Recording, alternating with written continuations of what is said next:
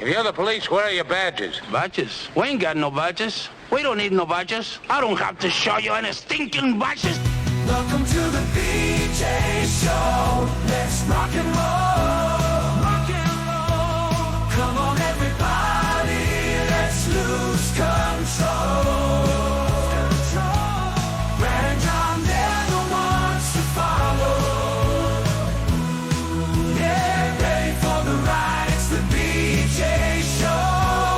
BJ Show. It is the BJ Show. Today is Wednesday. It is Hump Day. Remember Shelley used to Hump Day? Remember that? Hump Day, yeah, from a very famous series of commercials. Right.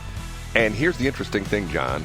This is going to, and John's smarter than the average bear, but what was the advertiser for the commercials? Was it Geico? Yes. The interesting part of this is that one of my friends of mine who's been in the business for a long time talks about this all the time. You get these very creative ads, and people remember the creativity of the ads, but they don't remember who the sponsor was. And it's sort of interesting. You can go through and start throwing out taglines of very famous commercials, and you say, okay, who was that? People go, I don't know, but I remember the commercial. And people have no idea. It would be like a hot AI chick talking about the Brad and John show, but people not associating it with our show or having no call to action. That is John Combest, Combest. I spelled the name because you need to type that into your computer, put it into your smartphone, your tablet, whatever you use. Your 2 tin cans and a string, they work. If you have the keypad on the tin can, it'll work on that as well, too. JohnCombest.com. Every single day of his life, he puts together this extensive list of all the important stuff in the state of Missouri. We curate it down to, I love that term, we curate it down to 3 stories. And by the way, John, I don't know if this is going to be one of your top 3 stories this morning. Probably won't, but you sent me something earlier, and it's sort of interesting because we had one of the players on this very radio station yesterday, didn't we? Mike Elam. We did, yeah. He's not mentioned in the piece that I sent you, but he plays into that story for sure, Brad. No, he is mentioned. I read it. He is? Yeah, it says. Okay, it yeah, says, I got that moments before we went on the air. You're right, he is mentioned. Yeah, Mike Elam would presumably drop out, but I don't see. If we want to save that, that'd be a good teaser for when you bring it up in Brad's top 3 in B Block. I know I'm going to do it in Brad's top 3. Okay, anyway, John does this incredible job of curating all these stories out of the many that he has on the website. We bring in this guy right here. His name is? I'm Casey Kasem. And we start off with? In third place. Hey, they come to snuff the rooster. Hey, yeah, I'm your HOA. Brad, where you at on backyard cock? Like a rooster. It's funny you should mention this, John. I cut through, not necessarily a subdivision, but I took a shortcut the other day, and there's a house right on the corner of this street. I'm thinking to myself, boy, I bet the neighbors love that. The guy's got a goat pen. He raises goats in his backyard. Oh, nice. Yes. Do you dare say which municipality you were in? You know what? I think it was unincorporated St. Louis County. I don't think it's anything where this is at, to be honest with you. And that's probably why. Oh, thank goodness. There you go again. Driving the Spanish Lake, good old unincorporated St. Louis County there with no laws to protect themselves. Brad, I'm sorry. I'm stepping on my own story. I'm being rude and I'm interrupting myself. A couple stories I'd point people today to. We've discussed this on the show before. Legislation that would keep homeowners associations from banning backyard chickens. Now, Brad, sometimes it's easy for me to get lost in stories when I try to follow stuff. So this can get convoluted. So we'll just break it down. There were some folks in the Missouri legislature in 2024 who said, if people want to keep a cock, a rooster, a chicken in their backyard, by golly, up to a certain reasonable, feasible level, they should be able to keep chickens in their backyard. And no homeowners association should be able to tell them no. Now, warning, Brad, we're going to get to a populist issue that I think you're going to be on one side of very clearly. So that was a proposal, and it was controversial because homeowners associations say, hey, we exist to collect money and give Karen something to do and keep people from being like total Hoosiers at their house and destroying property value. And other people say, look, with the price of eggs and other things, it's my land. I should be able to keep a few animals in the backyard. Now, Here's where it got tricky.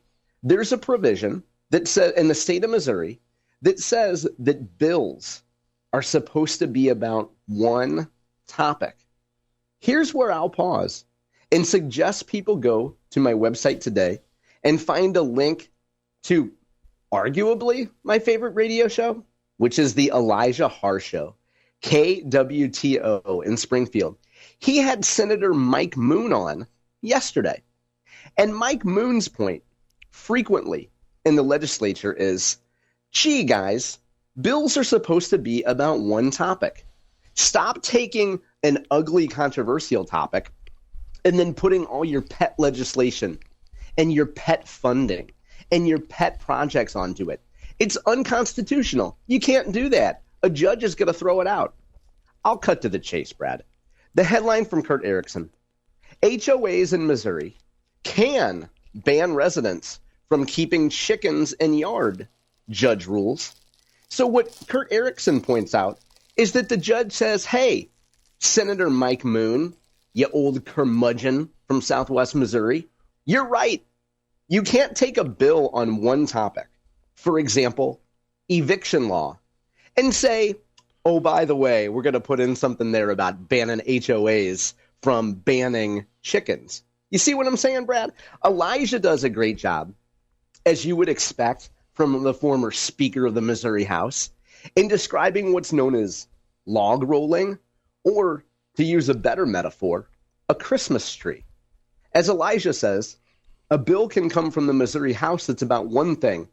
It's like a, pardon my language, virgin tree from the forest, and then you bring it into the Senate, and every senator wants to hang a little decoration on it, a little Christmas tree bill. Well, this judge says no. And for now, homeowners associations, the joy of Karens throughout Missouri, have the right to exercise their power, throw their weight around and say, no, chicken man, get that cock out of your backyard. John, do you live in a subdivision that has HOA? I do not. You do not. Okay, so do you live in a subdivision then? I don't even know where you live. I do, yeah. And there's no HOA? Correct. But is there indentured rules in the subdivision that you can or you have to have fences and stuff like that? There are some provisions, yeah. Okay. In C Block, I will tell my HOA story, how I got drug into court by my HOA. And to this day, I look back on this as a momentous day in my life because it was the turning point in my life. And that may sound really strange or really weird, but I'll tell the crazy story if you want to hear it. If not, just tell me and we'll do something else. I guess. No, that sounds great, Brad. I will go back to the archives and I will point people to the last time that you told the story, but I don't think you've told it in a while, and I think we could stand and have a little refresher on that story. I don't think I've ever told this story. Have I? Have I told this story? Yeah, Brad, you've definitely told you've told many HOA stories before, Brad. You've gone through the litany. And I think, by the way, I think they're all wonderful. They're terrific. They're about you staying up and saying, well, then they could sue me if they want to boo, boo, boo, you know? Well, this was a crazy one. Okay, next one. Up a notch to number 2. Number 2, John. Yeah, I'm into it. So, a piece of news that seems like common sense. Mayor Cara Spencer announced yesterday there's a new way for St. Louis residents to get tornado help. That's right. There will be a brand new center to connect people to assistance. Oh, yeah. It's going to be on Natural Bridge. It's at a brand new office. I believe it's at the Urban League office. Yes, Urban League Women's Business Center. It's at the corner of Natural Bridge and Carjacking Boulevard. The new private property assistance program will connect people whose homes were damaged or destroyed by the tornado to resources. So unless I'm missing something in this story, and I should point out that it's brought to us by St. Louis Public Radio, a content creator named Kate Grumke put this piece together. Unless I'm missing something, Cara has taken a building that was damaged by the tornadoes and is going to set people up there that have different areas of responsibility. You know, federal help, city help, nonprofit help. People will sit there all day, and then you can come in with your paperwork to prove that your home was actually damaged, or your insurance paperwork, whatever you need to show, and proof of ownership. And you can get help from these various resources. Now, Brad, this is the kind of thing that seems pretty common sense, and it makes me wonder why this wasn't done sooner. Maybe we're looking a gift horse in the mouth here, but why didn't somebody set this up sooner? Because there's probably a government regulation that said you couldn't do it. That's probably why, John. Yeah, that's probably right, Brad. There's probably a federal ordinance that says that no one can talk about tornado damage and tornado help unless you've been given an appropriate permit. And this pairs nicely with a piece that was put out by Joe Holloman of the Post-Dispatch. And Joe is generally, I think it's fair to say, critical of Wesley Bell over a long-term period. But Mr. Holloman's headline today, Wesley Bell proposes bill to keep FEMA funded during government shutdowns. According to Wesley Bell, FEMA is one of those agencies that doesn't stay active and up and about when there's a government shutdown. And Wesley Bell, I think, found a nice little niche here and says, hey, my city was damaged by tornadoes. How about the next time there's a shutdown? FEMA doesn't actually shut down because it is vital. We need to have FEMA up and running during a government shutdown. John, once again, the city of St. Louis has, last check, $250 million in the bank account from the Rams settlement with Stan Kroenke. Isn't that correct? Like $250. I think so. Give or take a few pennies. Yeah. $250 million. I don't understand why, people have emergency funds, to the point where, smart people have money socked away. Like, for example, if all of a sudden something happens, their car breaks down and they have to buy a new car. You know what I'm saying? And yeah. I'd say go talk to Brad Hildebrand because he's got a note for a FCC license, and maybe he could pawn that off. I don't understand why the city doesn't just break loose with some of this money and help the people. I've said it before. There's all these companies out there. We have St. Louis companies. There's different wrecking companies that, if you want to, tear a building down, you call them Bello, I think Bellin or something like that. Yeah, and Banjo Papula. There's a whole bunch of qualified people that'll do some work for you, Brad. Hold it, Banjo Papula. He wasn't the guy, wasn't it? What was the name of the guy that was trying to get the money so he would start his own wrecking company? Wasn't that what it was? Don't you remember? I think it was Rufus R. Jones. No, was it really? Is that the guy's name? No, that wasn't his name. That was a pro wrestler. But you're right. There are people that aren't qualified. I interrupted your broader point, Brad. No. Pardon me, which is that the city should be using Rams money for really basic stuff like tornado recovery. Yes, and helping the citizens rather than just sitting there. Because, remember there was that list that came out, the top 10. It was actually sort of funny because it was the top 10 of where the money should be spent for the Rams money, where they should spend it at. And there was nothing in there about law enforcement or police protection. And you're going like, okay, we've got lots of problems with that. Don't you think that would be like numero uno? No, we can't. I think it needs to be spent on some snow melt for the upcoming January storms. I think we should just get in. I think we should maybe expect there to be some winter weather this year and maybe spend a little money on that. Well, with global warming, we're not going to have any snow this week. So that's true. We don't have to worry about that. Hey, I'll tell you what global warming does not affect. Story number one. The number one. Number one. Oh, yeah. It's time. Once a month, the folks at the Missouri Times give us an update on state Senate races. The most important races among state senators in the state of Missouri. There's 34 Senate districts, and every cycle, half of them are up for election. I want to highlight 2 local state Senate races. This story, of course, is brought to us by Scott Fawn and Jake Croson of the Missouri Times. The first district that we'll talk about, excuse me, Brad, I'm having trouble speaking today. Senate District 2, which is ranked number 13. That means it's not competitive at all. Senator Nick Schroer seeking re-election. It is ranked by Scott and Jake safe Republican. And here's their commentary. Senator Schroer was always going to be reelected. It showed a high level of political skill to not only fend off a primary challenge, but enlarge his circle while doing so. Cash on hand, $88K. We're going to round these numbers off. Cash on hand, $88K. And his 1776 pack. You know, I mentioned yesterday that every candidate now has their candidate campaign committee and then a pack. Nick's 1776 pack, $314,000. Actually, we should round it up to $315,000. So total cash on hand from Nick Schroer, about $400K. The next race that we should highlight, in Franklin County, Senator Ben Brown seeking re-election. That district somehow is even less competitive than Nick Schroer's race. Ben Brown, here's the commentary. Ben Brown will cruise to re-election. It's not too late for him to see a primary, but at this point, it would be much more likely to be a nuisance than a serious threat. From the regular old Ben Brown campaign fund, $100,000 on hand. Cash on hand for the BB Freedom Fund, another $100,000. That means Ben Brown has more than $200K cash on hand in the bank. And Scott and Jake note that a top donor, Rex Sinkfeld. So I think we can assume that Ben Brown, if he ever got a little cash strap, could go to the old Rexorcist and ask for a little help there. I'd also be remiss if I didn't point out that you can go to my website today and check out an updated version of the Missouri Times Capital Calendar. That's where Jake and Scott, and let's include Kelton, he's a vital part of that operation.